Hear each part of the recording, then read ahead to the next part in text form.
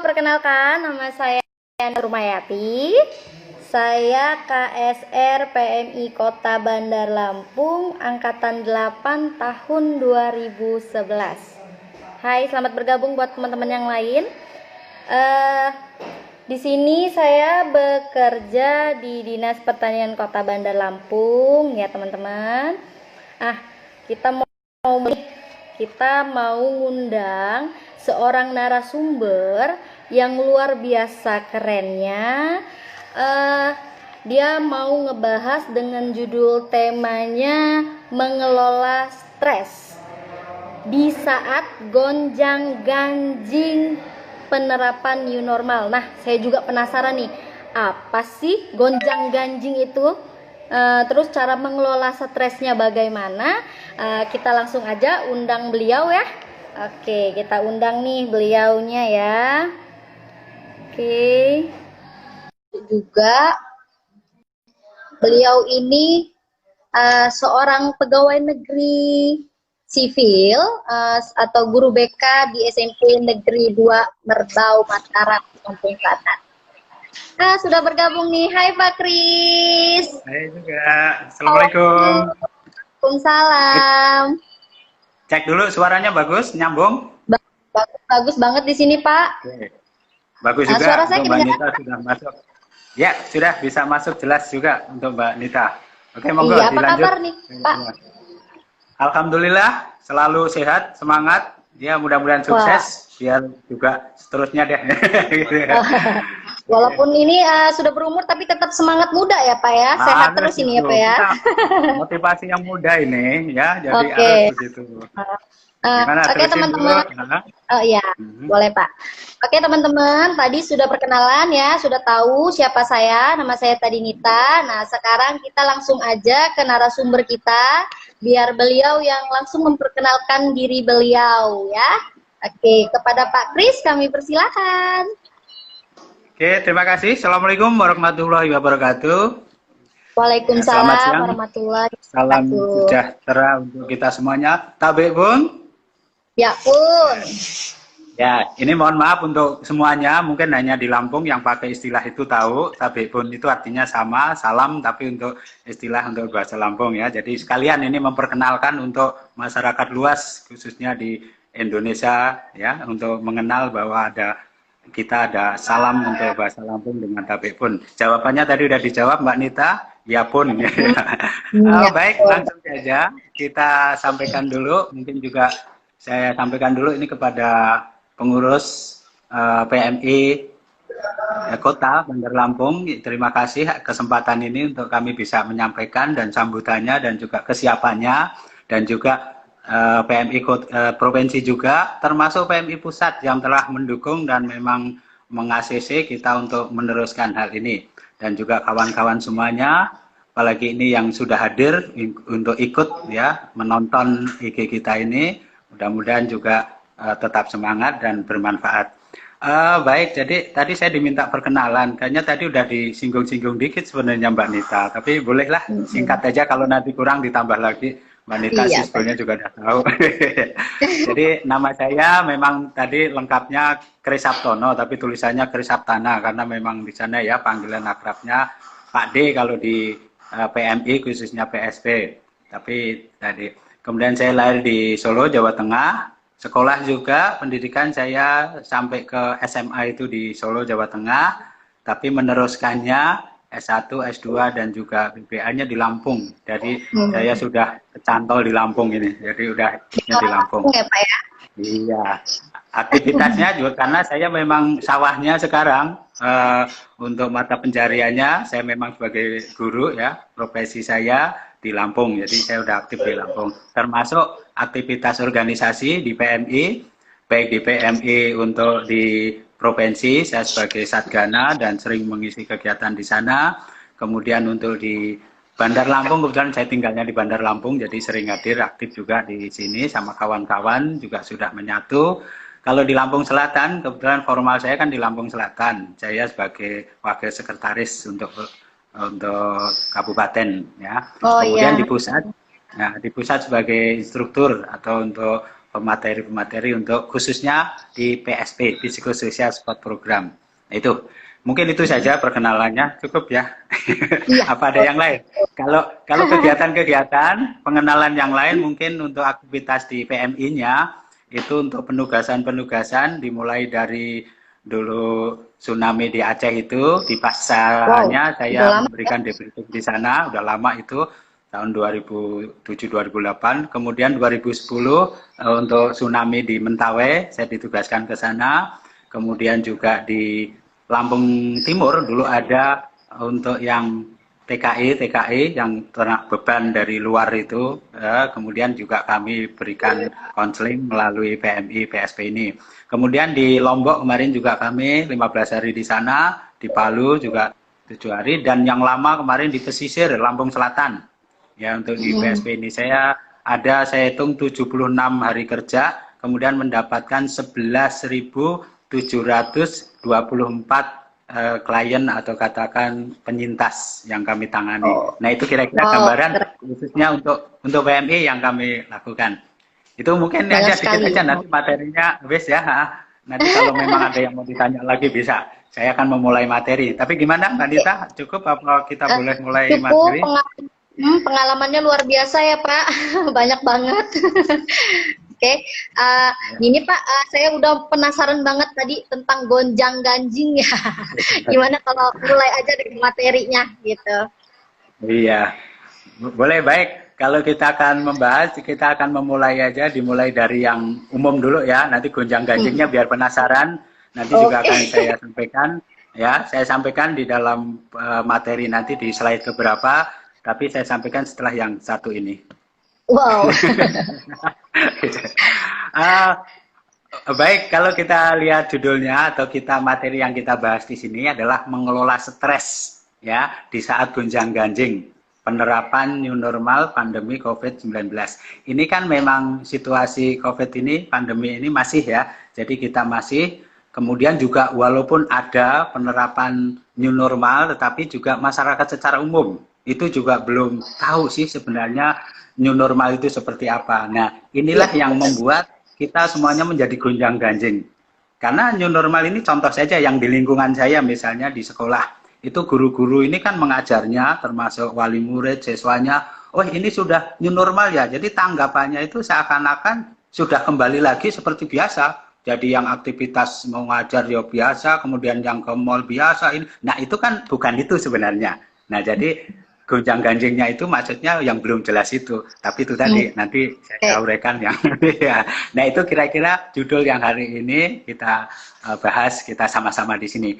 Mengelola stres itu intinya bahwa kita kan memang akan memanage unsur-unsur kejiwaan kita yang membuat stres itu apa, kita kelola. Karena stres ini bisa kita kelola nanti akan jadi positif. Nah, jadi seperti itu kira-kira gambarannya Mbak Nita ya.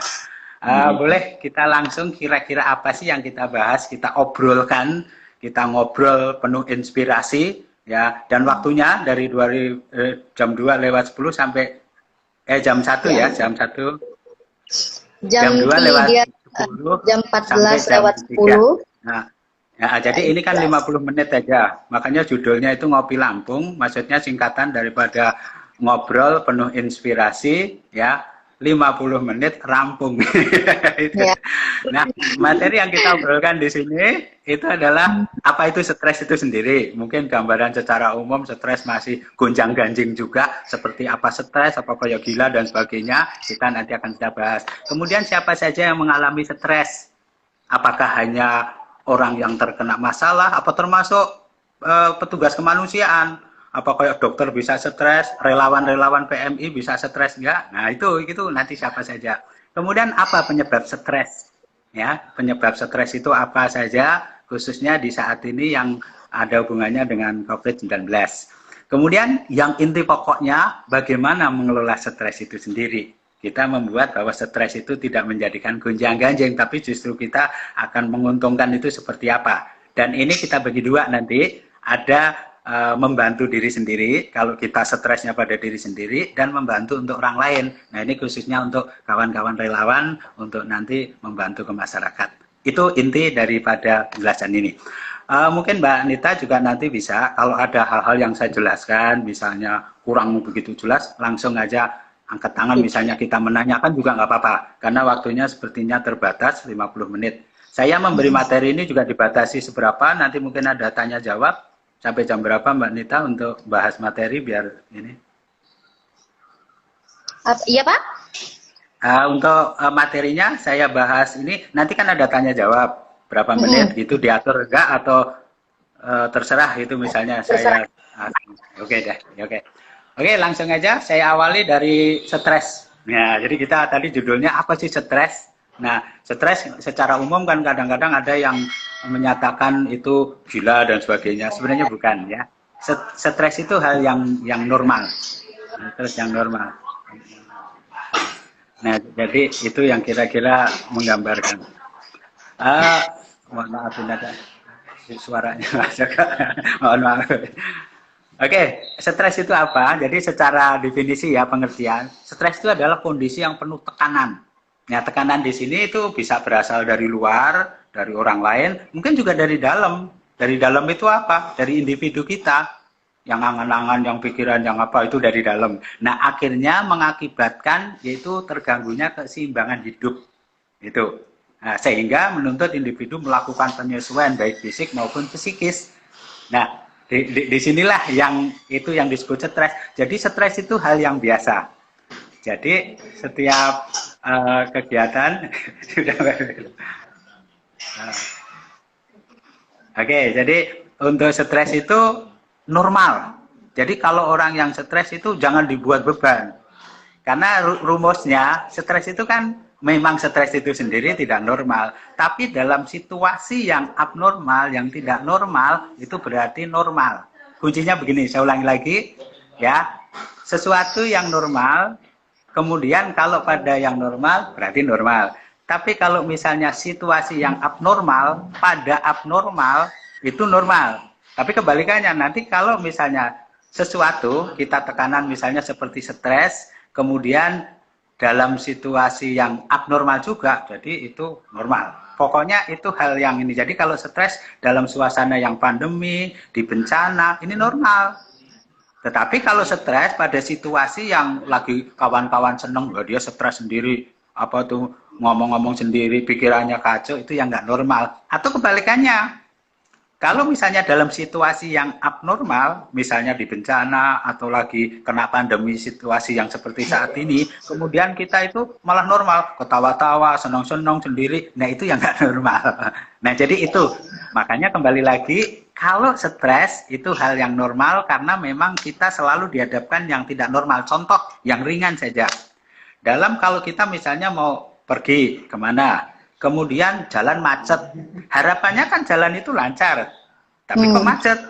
Nah, akhirnya saat itu stres, itu hal yang normal. Jadi gitu-gitu ya. Itu ya. Jadi itu tentang stres. Nah, kemudian nanti ada tingkat-tingkatannya. Stres itu ada 3 macam kalau kami rumuskan di sini. Ada stres biasa.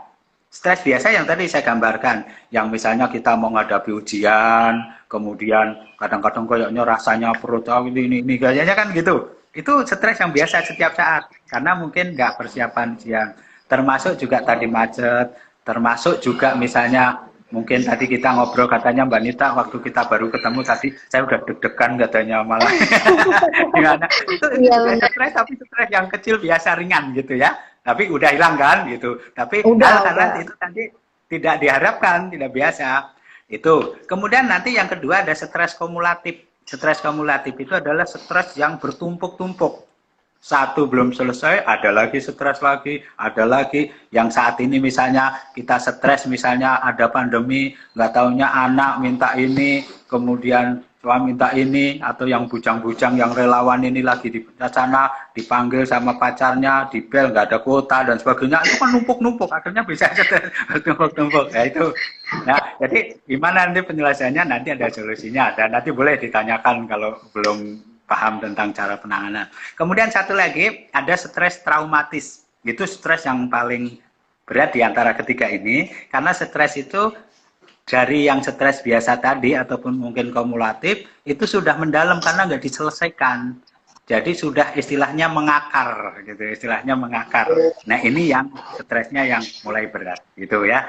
Baik, itulah tentang pemahaman stres. Nah kemudian kita akan siapa yang akan kena stres? Sebenarnya siapapun bisa kena stres. Dari balita yang kadang-kadang mungkin Mbak Nita pernah kan pengalaman anak kok nangis saja itu apa? Itu sebenarnya stres.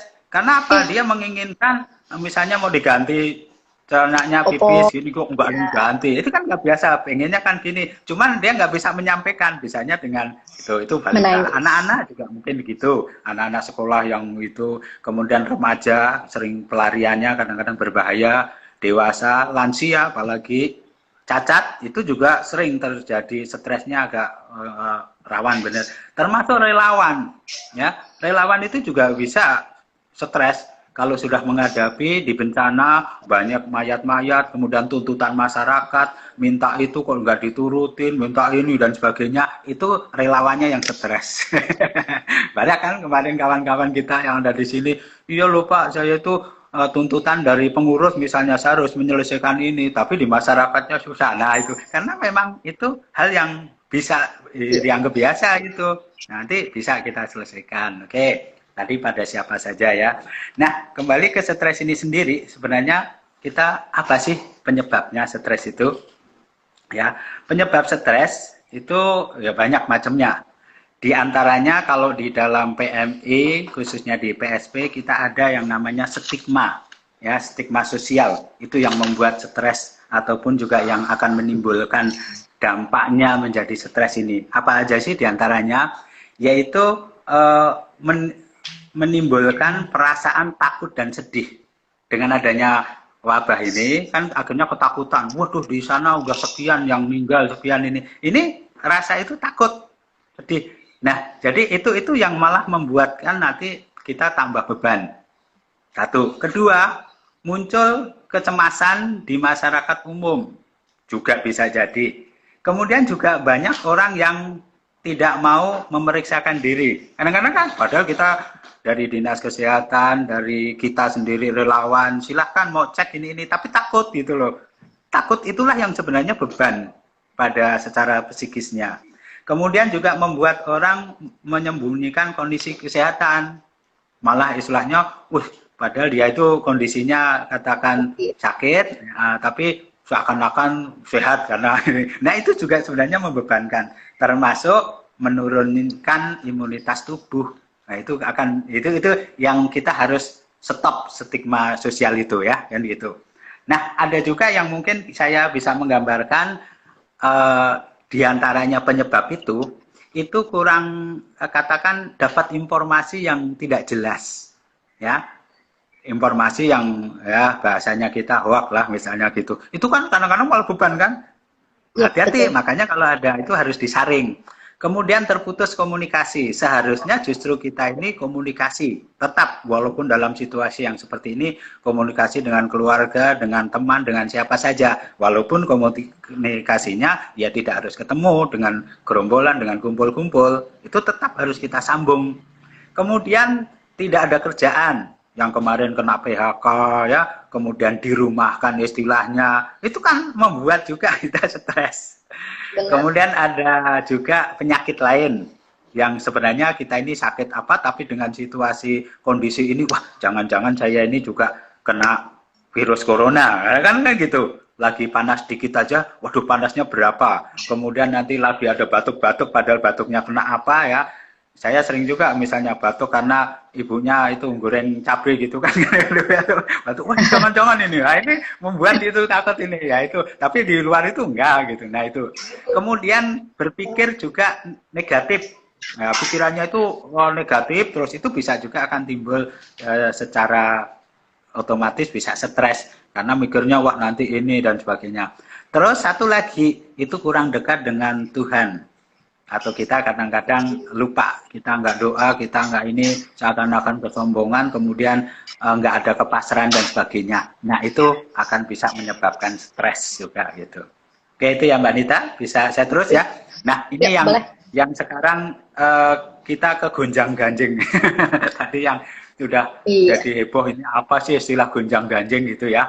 sebenarnya arti gonjang-ganjing itu sendiri memang sengaja ini saya ambil biar menarik gitu, sebenarnya bahasa dari pewayangan ini dari Jawa. Itu adalah keadaan yang tidak menentu. Ya, jadi situasi sekarang ini saya anggap tidak menentu. Ya, yang mau kerja nggak jelas, yang mau bertemu nggak boleh, kemudian mau ngajar ya ini dan sebagainya. Jadi digoyang ini, digonjang-ganjing ini seakan-akan digoyang-goyang, ya, dinamis, tidak menentu. Nah, ada tidak pasti ini ya, Pak? dalam, ya tidak pasti, tidak pasti. Walaupun itu dalam perasaan ya, termasuk ini tadi menentukan hal ini kan sering ada kegiatan yang mundur dan sebagainya. Informasi-informasi aja yang katanya mau nanti, ini khususnya di sekolah ya, seperti bidang saya ini, nanti mau masuk tanggal sekian, katanya mundur lagi. Kemudian ini lagi, nah itu termasuk gonjang-ganjing. Nah, ini falsafah ini wanita saya ambil dari pewayangan ya. Kalau ada bunyinya begini, dalang kalau ngomong, ini cuman saya bukan dalang sih. Bumi gonjang-ganjing, lintang kelap-kelip gitu katanya gitu ya. Ini artinya buminya itu bergoyang, gempa seperti apa gitu. Kemudian lintang kelap-kelip itu maksudnya bintang itu tidak bersinar, berkedip-kedip. Ini diartikan bahwa situasi sekarang itu sudah buminya digonjang-ganjing, digoncang-goncang. Kemudian juga sinar, hubungan, istilahnya penerangan, kita ini tertutup gitu loh. Jadi penglihatan panca indera kita ini kadang-kadang juga tertutup, kemudian agak error juga lah istilahnya gitu. Itu yang dimaksud dengan gonjang-ganjing di sini. Ternyata memang situasi ini kami alami dan kami bisa membuat judul ini adalah gonjang-ganjing ini. Jadi itu ya arti daripada gonjang-ganjing ini. Jadi gonjang-ganjingnya di sini nanti akan saya fokuskan khususnya di PSP ya, Psikosocial Support Program. Mungkin ini sudah paham ya, khususnya Mbak Nita memang orang PSP, tapi kalau yang lain nanti tentang PSP itu apa, Mbak Nita bisa menjelaskan. Nah, ini nanti kita bahas yang hanya tentang secara psikis, menjadikan yang kita bahas secara psikisnya, atau jiwa, atau mental. Ya, itu yang kita bahas. Yang khususnya arahnya ke stres itu. Mungkin itu ya Mbak Nita, di pengertian gonjang-ganjing mungkin sedikit paham, nanti boleh ini lagi. Nah, dari gonjang-ganjingnya ini tadi kan memang bisa dari luar, bisa dari dalam, tapi kita fokuskan ke dalam saja, ke psikis atau mental atau jiwa. Karena stres ini sendiri memang walaupun penyebabnya juga dari luar, tapi yang kita bahas di sini yang dari dalam. Nah, gitu. Jadi, apa sih sekarang penyebab daripada stres yang khususnya di sini? Ada yang dari luar, keadaan yang tidak normal tadi, ada bencana, termasuk ini kan wabah, bencana kan pandemi ini wabah yang non alam ya, yang alam itu yang kita tahu tsunami, gempa bumi, banjir dan sebagainya. Kemudian juga ada yang teknologi ya, itu termasuk seperti ini ya. Kemudian ada juga sosial, yang peperangan dan sebagainya. Nah, itu juga bisa menyebabkan stres. Itu yang dari luar. Tapi yang nanti dari dalam itu ada juga, stres itu ternyata bisa disebabkan dari dalam kita, jiwa kita. Nah, kita akan bicara jiwa kita upas di sini. Apa sih jiwa kita ini? Jiwa ini sebenarnya ada 3 kelompok jiwa kita yang ada di dalam. Angan-angan, kemudian perasaan, dan nafsu-nafsu. Nah, ini kita bicara tentang psikologisnya supaya kita nanti memahami. Nah, angan-angan itu di situ akan ada isinya itu diantaranya juga ada tentang secara ini cipta. Jadi angan-angan itu atau otak itu nanti menerima daripada cipta itu akan menerima yang dialirkan dari panca indera. Panca indera itu apa? Misalnya mata, kita melihat, oh ada bencana. Kemudian kita mendengar, telinga kita bisa mendengar ada hoak, katanya ada informasi mau ini, kita mendengar.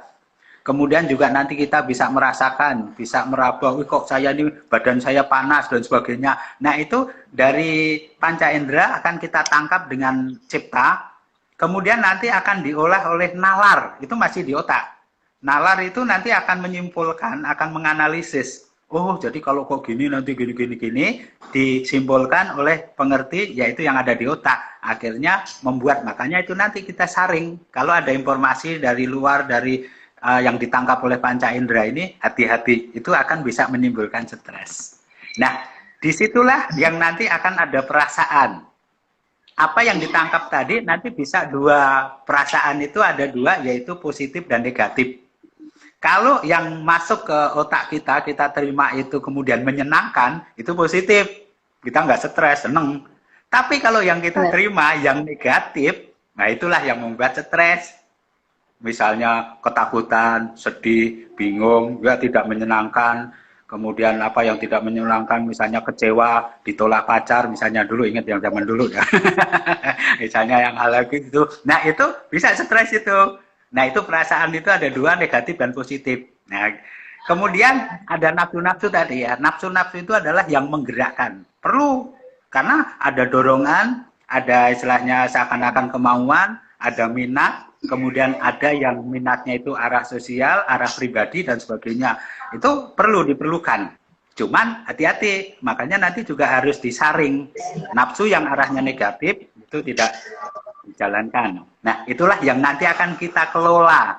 Jadi mengelola stres ini adalah mengelola jiwa yang ada unsur-unsur jiwa yang ada 3 kelompok tadi. Per kelompok itu ada angan-angan ada 3, kemudian perasaan ada 2, kemudian nafsu-nafsu ini sebenarnya ada 4 gitu. Nah, ini yang akan kita kelola.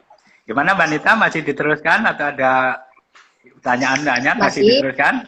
Masih. Waktu juga masih ya, waktu juga masih. Oke, nah kemudian dari hal itu tadi, kita akan mengelola unsur-unsur jiwa tadi untuk menangani stres ini sendiri. Makanya di dalam pengelolaan stres ini bisa diartikan juga dengan manajemen stres. Sering kalau kami menggunakan manajemen, apa sih manajemen? Manajemen itu kan mengelola. Jadi apa yang unsur seperti kayak tadi nafsu-nafsu yang misalnya memang nafsu kehidupan yang semangat itu makan, kemudian juga nafsu apalagi makan minum, kemudian perlu istirahat, tidur, termasuk nafsu biologis dan sebagainya, itu memang dibutuhkan, tetapi harus kita jaga gitu. Karena itulah yang nanti untuk mendorong kita berperilaku, bersikap dengan sikap baik tadi, akan melaksanakan jalannya Allah, kemudian menunjukkan kepribadian kita dan sebagainya. Nah, itu. Nah, itu yang nanti akan kita olah, kita saring di sini. Itu memanage dari unsur-unsur itu. Oke. Nah, memang benar di dalam pengelolaan di PMI, kita kebagian yang PST ini adalah mengelola yang tentang stres. Di PMI setelah ada tsunami di Aceh ini membentuk bidang, salah satu bidang yaitu bagian dari Yansoskes ya, ini istilahnya pelayanan sosial dan kesehatan, ini ada bidang satu yaitu PSP, Psikososial Support Program. Kalau bahasa kita dukungan psikososial gitu aja ya. Nah ini juga ada mengeluarkan untuk menangani ini ada namanya tip peduli diri.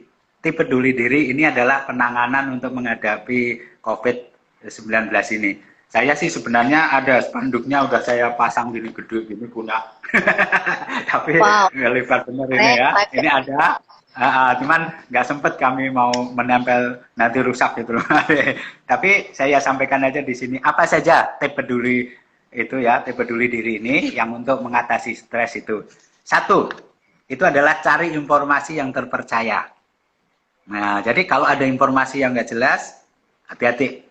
Kemudian yang kedua, tetap berkomunikasi dengan keluarga dan teman. Jangan terputus. Karena nggak ada informasi dari teman dan keluarga itu yang biasanya memberi motivasi, memberi dukungan kan. Jadi tetap kita harus nyambung. Kemudian yang ketiga, tetap beraktivitas di rumah.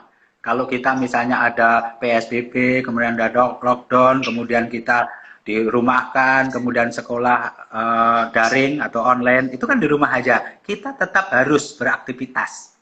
Apa sih aktivitasnya di rumah itu? Nanti ada 3 sih sebenarnya. Kita tetap bekerja, apa kerjaan di rumah itu yang kayak guru, saya ngajarnya lewat online. Kemudian yang nanti nyonya saya ini bisa yang dulunya itu buka kantin di luar, malah bisa lewat sekarang online juga. Okay. Mohon maaf kalau saya nyebutkan nanti perusahaannya, walaupun cuma ada 2 ya, yaitu GoFood dan GrabFood. Itu juga kami menggunakan itu. Jadi tetap kita kerja. Kemudian juga belajar tetap juga lewat online atau daring itu kan tetap. Kemudian lewat webinar ya, lewat seminar online itu. Kemudian juga lewat seperti ini kan juga kita belajar kan? Kita belajar. Mungkin nanti dari kawan-kawan ada pertanyaan, itu juga memang pembelajaran bagi kami. Jadi kami ini walaupun memberikan, itu juga belajar. ada masukan dari kawan-kawan. Mungkin juga kawan-kawan ya kita share dari kita, nanti juga ada mungkin pengetahuan yang masuk. Harapan kita kan gitu. Belajar jadi tetap harus jalan. Kemudian satu lagi, jangan lupa juga tetap harus berjalan walaupun di rumah, yaitu istilahnya sembahyang atau sholat atau ibadah ya. Itu tetap doa dan sebagainya. Jadi 3 hal itu tetap kita lakukan di rumah. Kemudian yang keempat, jaga dan tingkatkan daya tahan tubuh atau imun ya istilahnya ya, imunitas kita harus kita tingkatkan itu untuk menguatkan serangan daripada COVID-19 itu. Yang kelima, berpikir positif ya, dan selalu optimis. Karena kalau kita itu selalu ambil aja positifnya, seperti ada dampak sekarang ini yang pandemi ini banyak yang gonjang-ganjing tadi, tapi kalau kita sudah bisa memanagenya, insya Allah kita juga bisa positif. Contohnya itu tadi, kita manfaatkan. Saya di rumah, ya karena memang ngajarnya di rumah itu sambil ngajar lewat online, misalnya kita bisa bercocok tanam, nanam cabai lewat itu flyback itu ya, kemudian polybag itu, kemudian lewat membersihkan, membuat taman dan sebagainya, melukis-melukis, itu ada saja kegiatannya. Jadi kita positif aja, kita terima positif ya gitu. Tapi tetap kita lakukan optimis. Dan terakhir yang keenam itu adalah selalu berdoa. Nah itu, jadi itulah kira-kira tipnya untuk melakukan peduli diri ini untuk menangani stres ya. Dan ada juga nanti secara singkat satu lagi mungkin materi ini saya sampaikan, ada 3 sasaran untuk mengatasi ini. Pada diri sendiri kita harus punya watak ya, punya sikap, punya watak. Kita harus bagaimana ikhlas menghadapi situasi seperti ini. Mungkin kita katakan tadi kena PHK, kemudian juga mungkin kita ngajarnya harus nambah pakai kuota misalnya gitu. Itu harus kita terima gitu. Nah, terimanya inilah yang kedua, kita harus selalu bersyukur. Apa yang terjadi ini kita syukurin. Ya, pasti ada hikmahnya.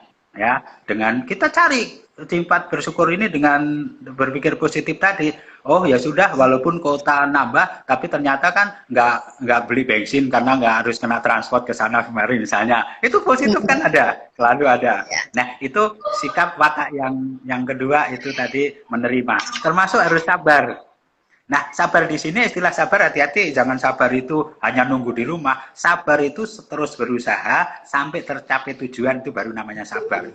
Kalau ada istilah itu salah kaprah itu ya katanya, oh kita ini udah berapa kali loh, kita kan harus ini, udah nggak lagi lah, saya nggak kuat itu, kesabaran itu habis. Nah saat habis sabar itu dan seterusnya, itu berarti nggak sabar. Nah kalau orang nggak sabar, nggak disayang Tuhan katanya gitu, ya kan? Katanya sih gitu. Apa kalau nggak disabar, nggak disayang Tuhan, apa disayang pacar katanya. Oke, baik itu tadi beberapa hal yang untuk diri kita. Tapi ada juga yang untuk sosial, menghadapi hal ini. Tentang sosial itu bagaimana kita harus bisa menghormati orang lain, bisa menghargai, tetap kita patuh pada aturan. Itu kan kepada masyarakat lingkungan, ya, pada masyarakat lingkungan patuh terhadap, dan kita juga tetap harus percaya sama Tuhan, percaya beragama itu tetap, walaupun itu tadi lingkungan harus tetap. Itu ada tentang ke masyarakat harus kita tanamkan itu. Kemudian yang satu lagi, jangan lupa juga ini yang lebih penting lagi, kita harus selalu ingat kepada tuntunan kita Allah itu ya. Karena itu adalah kekuatan diantaranya. Ada 3 kelompok. Kita harus selalu sadar bahwa Allah itu segalanya. Kemudian harus percaya apa yang terjadi ini sudah dari Allah. Kemudian kita harus taat kepada Allah. Ikuti aturan apa yang menjadi aturan Allah itu, bahwa jalankan yang benar, kemudian hindari yang salah. Itu kuncinya. Kalau itu jalankan, insya Allah kita juga lancar, bebas daripada stres itu sendiri. Nah, itu kira-kira gambarannya. 3 hal itu, mungkin inti daripada materinya, sementara itu dulu. Mungkin kesempatannya tanya-jawab, masih ada waktu sekitar 13 menit ya. Nah, itu monggo kalau memang ada. Nah, silakan. Ini. Yuk teman-teman yang ingin bertanya, silakan. Kami tunggu ya, yang ingin bertanya. Jadi kesimpulannya yang gonjang-ganjing tadi itu adalah suatu kondisi yang tidak pasti ya Pak ya, atau yang tidak menentu. Nah teman-teman harus diingat juga nih tadi ya, jangan stres. kalau kita stres, sistem imun kita akan menurun. Jadi walaupun sistem kita sekarang sudah new normal, tapi kita tetap harus takut nih. Kita harus ikuti protokol kesehatan. Ya, bener nggak Pak Kris? Ya. Tadi? Ya. Iya. Oke, ini ada ini ya. Tadi mana ini dari Oke Kris. Kita sebagai orang tua, hilang sebentar. Kita sebagai orang tua merasa stres. Ya. Kita sebagai orang tua stres terhadap kelakuan anak-anak nih Pak Kris. Semenjak WFH ini, contohnya yang susah suruh mereka mandi, nah terus ngajarin mereka tugas sekolah diberikan dan gurunya. Jadi maksudnya itu apa tadi? Saya. Jadi kita tuh ngerasa stres nih Pak untuk ngadepin anak-anak kita itu gimana sih Pak cara menanganinya gitu. Kadang kan anak di rumah lebih ngeyel ya. Disuruh mandi kita suruh mandi, suruh belajar agak sulit. Gimana cara menanganinya? Oke, makasih Mbak Nita, makasih Oke, udah ada pertanyaan ya. Kita kan di sini kan ngopi ya, istilahnya ngobrol bersama-sama ya, kita bareng aja.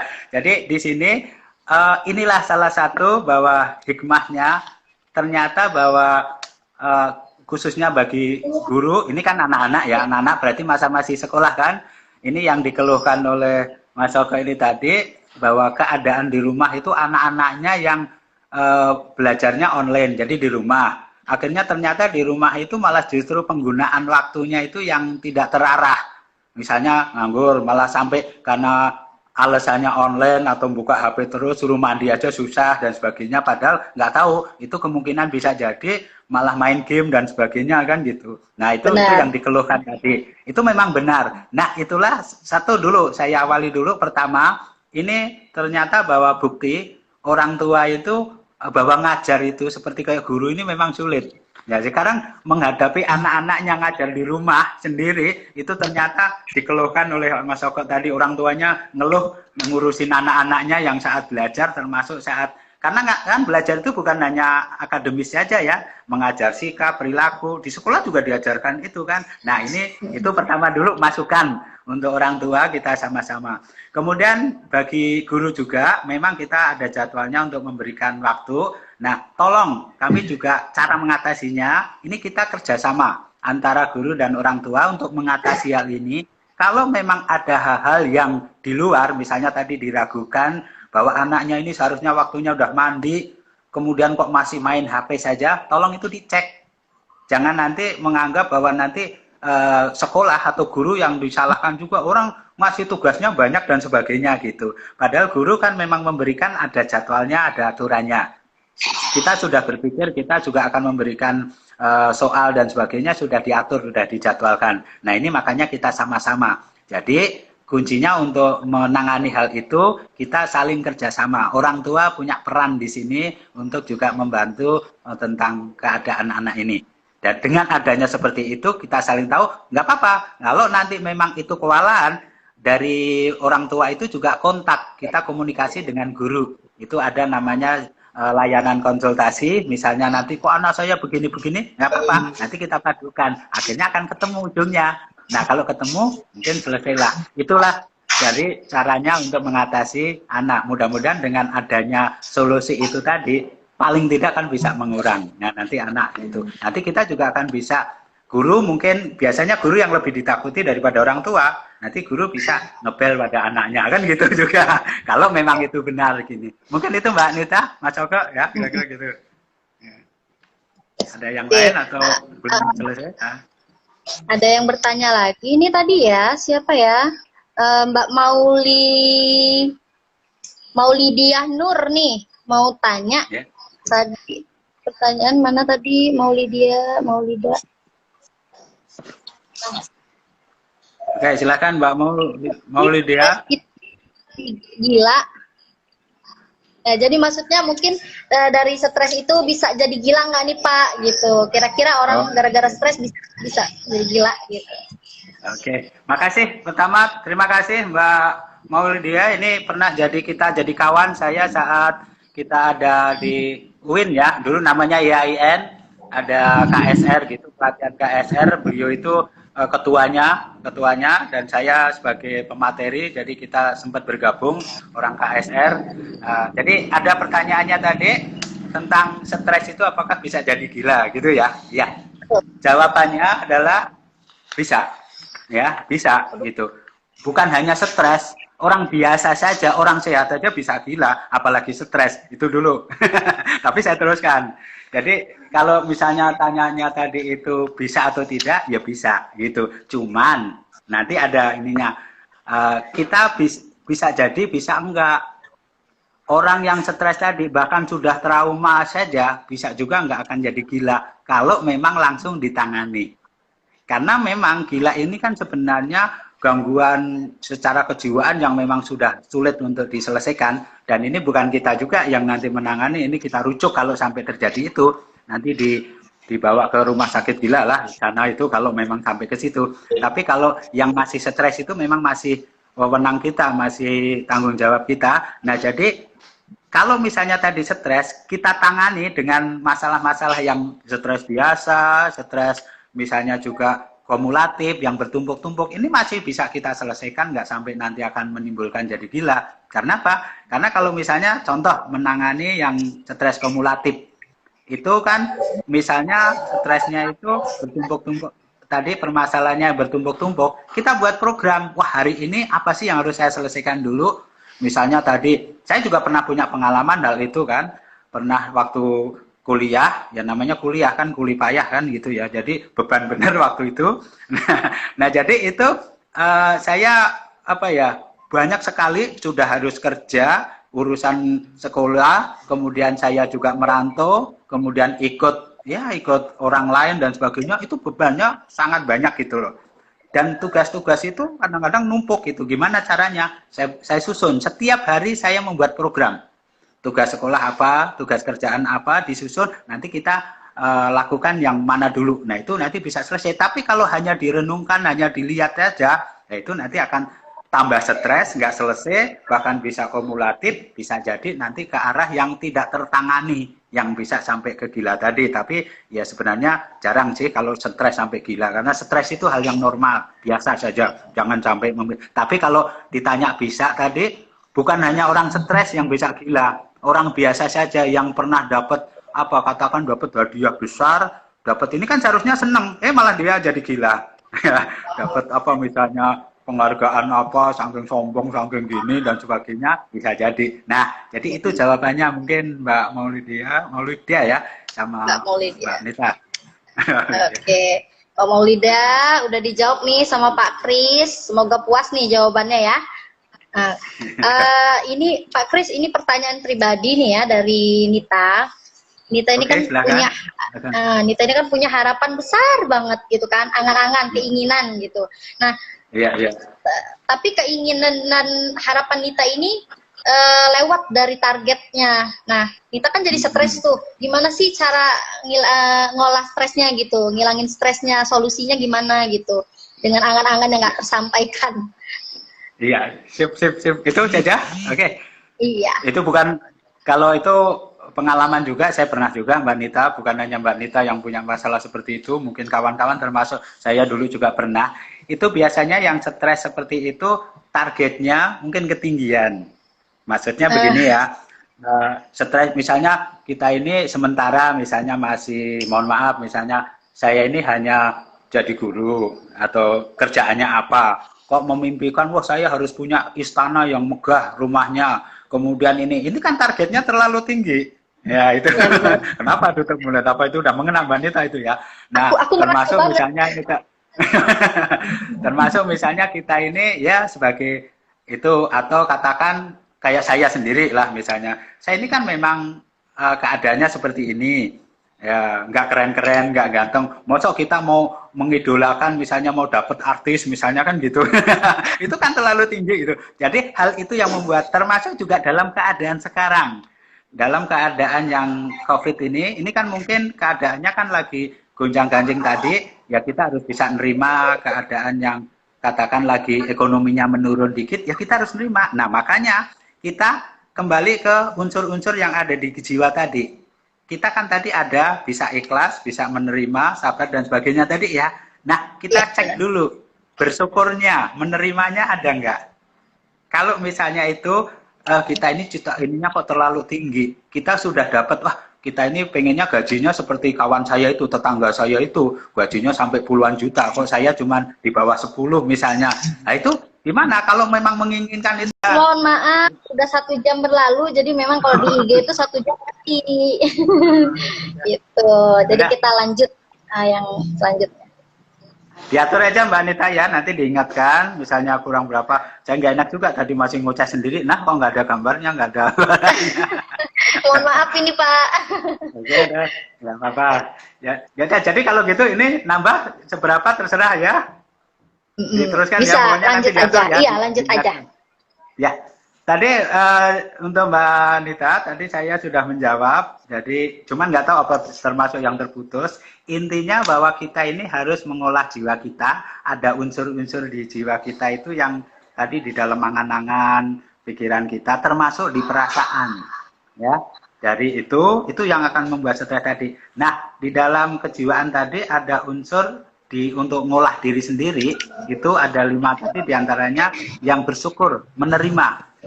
Kalau kita ini gini, targetnya itu secara psikologis, kita itu kalau mencapai target jangan maksimal. Kalau menentukan target, tapi optimal. Tahu maksudnya maksimal dengan optimal bedanya? Ya, kalau maksimal itu bahwa target yang paling kita harapkan, katakan yang paling tinggi. Kita misalnya contoh aja nilai yang tertinggi itu kan misalnya 100. Oh, saya harus nilai saya 100 misalnya. Nah, kalau kita memang kira-kira nggak mampu, kita jangan maksimal, tapi kita bisa optimal. Wah, saya 80 aja mungkin juga sudah, alhamdulillah saya sudah lulus dan mungkin saya udah melebihi. Yang selama ini saya pelajaran apalah misalnya matematika, pelajaran matematika katanya matematian katanya, jadi sulit kan, biasanya nilainya merah. Biasanya nilainya merah. Sudahlah, saya targetkan matematika itu tidak harus 100, tapi katakan 60, syukur-syukur 70, udah alhamdulillah. Nah, itu targetnya paling tidak harus seperti itu yang kita akan nanti tenang. Jadi kita juga akan bisa, hati kita itu akan mendapatkan ATM. Tahu arti ATM? Aman, tentram, mantap. Nah, jadi itu akan membuat kita ketenangan di situ gitu loh. Tapi kalau kita itu targetnya itu melebihi dari kemampuan kita tadi, nah itulah yang disebut dengan akhirnya menjadi stres tadi. Oh ini ada Niken itu, Niken selamat datang, itu alumni SMP 22 juga sekarang udah kuliah ini kalau nggak salah ini ya. Selamat datang, silakan kalau ada yang diobrolkan di sini ya. Iya, oke, yang mau bertanya lagi. Gimana Mbak Nita tadi jawaban? Puas banget. Ya. Pokoknya intinya tadi Pak Kris ngasih tahu Nita harus tetap menerima, harus tetap bersyukur walaupun pencapaian tidak tercapai ya. Terus udah gitu kan terlalu maksimal, kalau bisa standar aja biar capaian itu tadi bisa tercapai tujuannya tadi. Itu ya Pak Kris ya. Iya, tapi tetap ya harus sabar ya, step by step. Jadi terus aja jalan, jangan berhenti. Itu namanya nggak sabar kalau berhenti tadi, tapi terus sabar itu terus berhenti. Yeah. Dan juga kalau ada permasalahan keikhlasan apa itu harus diikhlaskan kalau ada hal yang kehilangan apa, kerugian apa gitu. Oke, terima kasih. Silahkan kalau masih ada yang lain. Ini memang jamnya lewat, ayo, tapi kalau masih ada, oke saya siap. Nah. Ada yang ingin bertanya atau tidak? Kalau misalnya nggak ada, mungkin nanti kita bisa minta kesimpulan ya dari Pak D ya. Soalnya dengar-dengar Pak D. Oke, ya, silakan. Dengar-dengar Nita ini dengar-dengar nih Pak D ini buat buku ya katanya tentang pesan melalui lirik lagu. Nah, Nita tuh pengen banget nih Pak D. Dia tahu dong, kan dapat bocoran. Nita tuh pengen banget Pak D nyampein kesimpulannya melalui lirik lagu dong gitu. Oh, gitu ya. Waduh, oke. Jadi gitu ya. Bolehlah ya, sedikit sebelum saya sampaikan kesimpulan, memang benar Mbak Anita, di tim PSP kita ini pusat itu ada 11 orang itu menyusun buku untuk PSP yang nanti mudah-mudahan juga bisa launching, kemudian bisa kita sebarkan untuk menghadapi COVID ini ya. Jadi ada bukunya itu kita buat, nanti juga akan kita edarkan. Itu kalau tadi bocorannya, jadi mau saya bocorin cuman mana nih? Oke deh, enggak usah. Jadi ini intinya pokoknya buku PSP itu memang ini gabungan yang menulis itu. Jadi antologi itu semua penulis nanti dijadikan satu buku. Kebetulan yang saya buat untuk saya itu pesan melalui lirik lagu. Tapi pesan ini adalah pesan yang kami lakukan di PSP. Jadi sedikit saya juga untuk memotivasi kawan-kawan ya. Saya selama ini melakukan PSP, layanan dukungan psikososial di tempat bencana. Ini yang sering saya lakukan, memberikan pesan, memberikan katakan arahan dan sebagainya itu pakai lagu. Misalnya contoh kemarin penanganan di tsunami misalnya ya, di Kunjir itu, di pesisir, itu saya buat lagu misalnya lagu yang itu supaya nggak takut dengan air, itu saya buat lagu bangun tidur terus mandi, tapi isinya itu adalah jangan takut dengan air dan sebagainya kan gitu. Nah cuman ini tantangan ini, kalau Mbak Nita ini coba ringkasannya ini saya buat dulu, kira-kira mau lagu apa ini, ntar dulu. Nah, boleh. Apa ya, kita tunggu ini Pak De. Oke dah, silakan. Cuman Seram Pak De ngerangkai, kita coba sampein dulu ke teman-teman ya. Jadi jadi yang dijelaskan tadi ya teman-teman tentang mengelola stres, apa itu stres? Stres itu adalah suatu keadaan yang atau tekanan gitu ya, kondisi yang penuh dengan tekanan gitu. Terus tadi disampaikan oleh Pak D tips peduli diri. Jadi kalau misalnya dapat informasi, cari tahu dulu informasi yang terpercaya. Terus yang kedua juga tadi tetap selalu berkomunikasi dengan keluarga, jangan sampai terputus dengan teman-teman. Terus yang ketiga tadi itu tetap beraktivitas di rumah. Nah itu tadi ya. Terus yang keempat tadi kalau nggak salah, jaga dan tingkatkan daya tahan tubuh. Jadi tetap olahraga ya Pak De, seperti itu ya Pak De. Ya, terus yang kelima berpikir selalu positif ya. Terus berpikir positif, dan yang keenam tadi selalu berdoa. Gitu. Ya betul sih. Ya. Oke, mungkin itu ya Mbak Nita. Sebelum juga ditutup, ini ada ringkasannya. Saya coba ini saya kotak-katikan. Mungkin masih ingat ya Mbak Nita, ada lagunya zaman dulu ini Kus Plus, ada lagunya itu apa itu dulu? Zaman wes akhir gitu. Zaman wes akhir bunyinya yang gitu ya. Ini kok suruh nyanyi gitu ya. Nah, ini materi hari ini saya buat, intinya saya sampaikan mungkin juga dengan lagu itu ya. Tapi mohon maaf saya bukan penyanyi loh. Suaranya kalau serak-serak becek, bukan serak-serak bahasa lagi. Mohon maaf. Bolehlah, kira-kira materi yang hari ini itu saya sampaikan itu yang judulnya tadi mengenai mengelola stres yang karena wabah bencana ini. Jadi gini, saya coret. Datangnya wabah virus corona, dunia panik, gitu ya. Asik. Saat pandemi digonjang ganjing, tersiksa diri. Cegah virusnya, dukung orangnya, stop stigma. Siap new normal dengan protokol kita jalani. Satu lagi ya. Peran PMI, peran PSP mengantisipasi, memanage stres, peduli diri, langkah solusi. Tetap bekerja, tetap belajar, selalu doa, aman dan tentram hidup bahagia tujuan kita. Kira-kira itu aja Mbak Nita.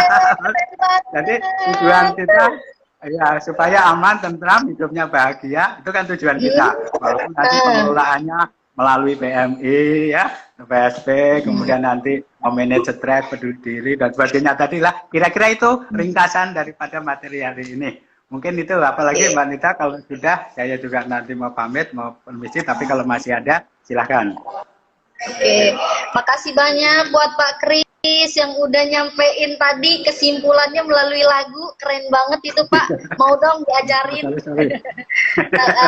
Oke, buat teman-teman semua yang ingin bertanya lagi bisa DM ke PMI Kota Bandar Lampung atau langsung ke Pak D-nya langsung ya, ke Pak DM Pak D Kris ya. Tadi sebenarnya banyak sih Pak Kris pertanyaan-pertanyaannya, mungkin pertanyaan itu nanti akan dijawab melalui pribadi ya Pak Kris.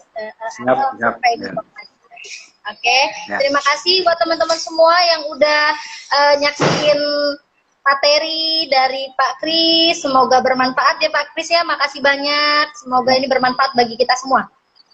Ya, saya juga saya sampaikan dulu Mbak Nita. Saya sampaikan pertama ini kebetulan ada Pak juga ketua markas kita, ada Pak Wandi, ya. Kemudian juga terima kasih kepada PMI Provinsi yang selalu juga mensupport kegiatan kita ini, terutama juga PMI Pusat yang di PSP-nya, kawan-kawan juga selalu kan kita mengisi dalam kegiatan ini, makanya kami juga mengikut juga supaya juga ikut meramaikan dan juga ikut mendukung ini juga. Ya, ada Mas Leo, ada Mbak Ica, ada Mbak banyaklah di sana ya, mungkin kenal semuanya, ada Mbak Robi, ada Mbak Luki dan sebagainya.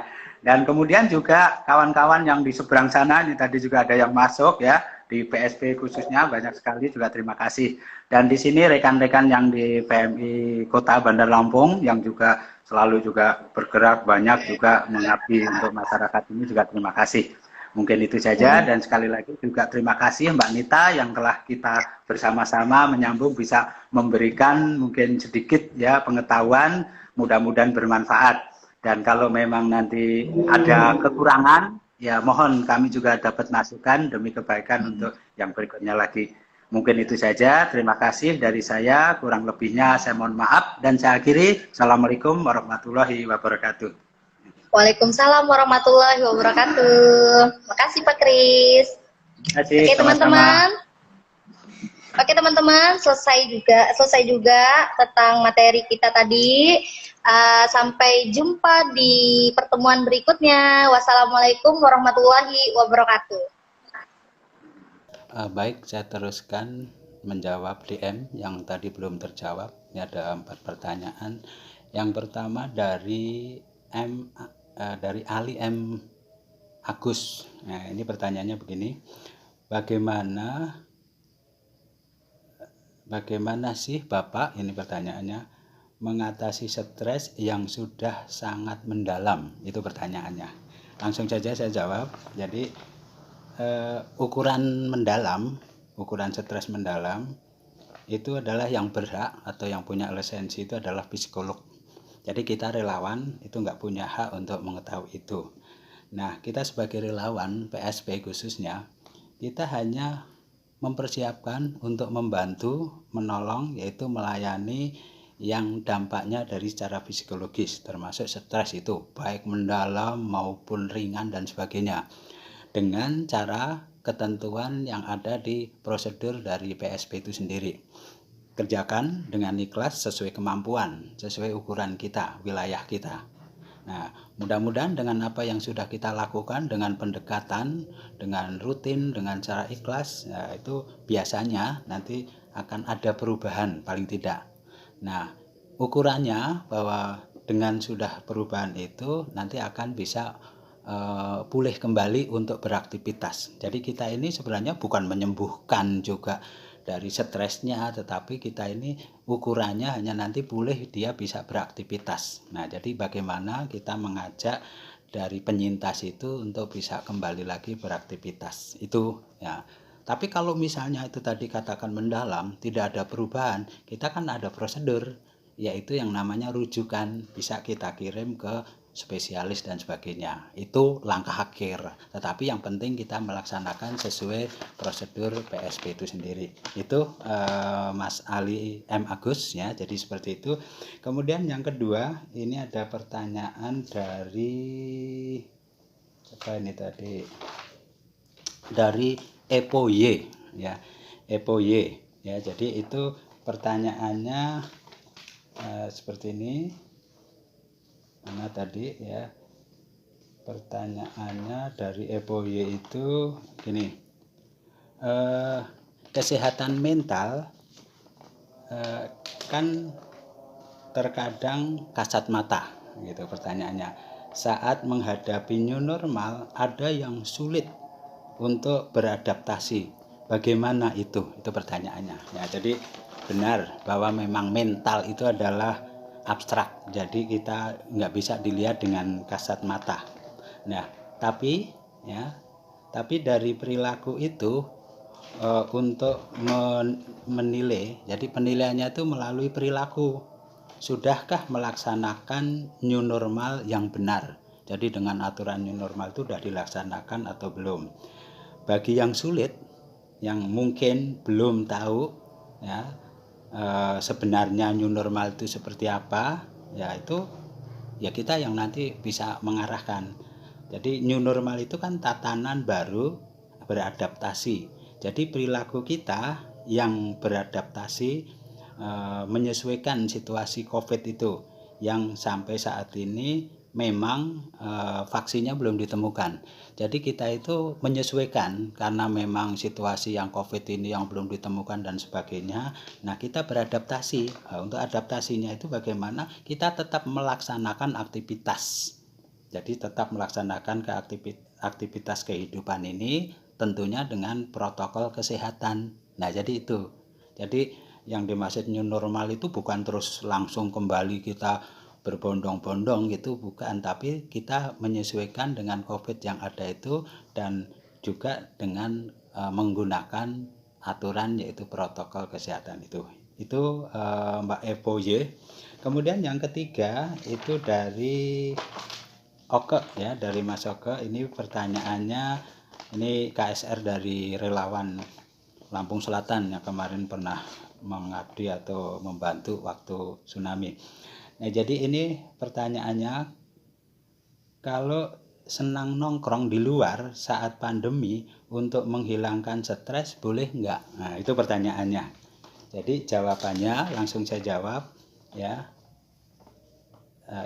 Boleh nggak atau ya salah nggak gitu ya. Jadi ini tidak salah ya kalau nongkrongnya tetap menggunakan protokol kesehatan, maksudnya pakai pedoman. Contohnya misalnya nongkrongnya itu dengan jaga jarak ya, tidak bersentuhan, kemudian pakai masker kalau nanti bicara atau ada bersin batuk itu akan aman dari situ. Kemudian juga sesuaikan sesudah dan sebelumnya itu juga kita cuci tangan, jaga kesehatan. Nah gitu. Nongkrongnya dilihat di tempat-tempat yang aman juga. Jangan nongkrongnya misalnya di rumah sakit yang banyak penyakit di sana, itu jangan gitu. Nah, jadi intinya tidak salah, boleh, tapi dengan ketentuan aturan tadi. Kemudian yang terakhir ini yang keempat, ada pertanyaan dari Mas Damar ya. Mas Damar Ardianto ini adalah orang provinsi ini, pengurus provinsi. Dia menanyakan, perlu nggak ngelarang kawan yang ngajak nongkrong bareng, ya gitu, ngajak nongkrong bareng. Jadi langsung jawabannya di sini saya jawab ya, kalau melarang itu perlu. Tapi istilahnya bukan melarang, karena kalau melarang itu seakan-akan kita yang punya hak. Jadi pakai istilah saja, mengingatkan, menghimbau, atau menjelaskan. Jadi kalau misalnya itu dijelaskan sama kawan, kalau nongkrong itu apa sih resikonya. Jadi kita siap-siap memahami bahwa resiko nongkrong di saat pandemi ini akan nanti dampak-dampak yang akan timbul, itu mungkin kan tahu. Nanti ada penyakit menular dan sebagainya dari pandeminya itu ya, pandemi COVID itu. Jadi itu maksudnya sangat perlu, cuman hati-hati, maksudnya melarangnya itu kita kepada siapa. Kalau kita orang bawaan dan sebagainya, nanti mungkin kita apa sih kamu gitu. Tapi kalau dengan cara bicaranya, pendekatannya, insya Allah nanti bisa. Mungkin gitu Mas Damar. Jadi ada 4 pertanyaan ini tadi sudah saya jawab untuk DM-nya yang tadi tidak sempat untuk dijawab saat live IG ya. Dari M. Ali, Mas Agus ya ini ya, Ali M. Agus, kemudian Epo, Oke, dan Damar. Saya kira itu saja. Terima kasih.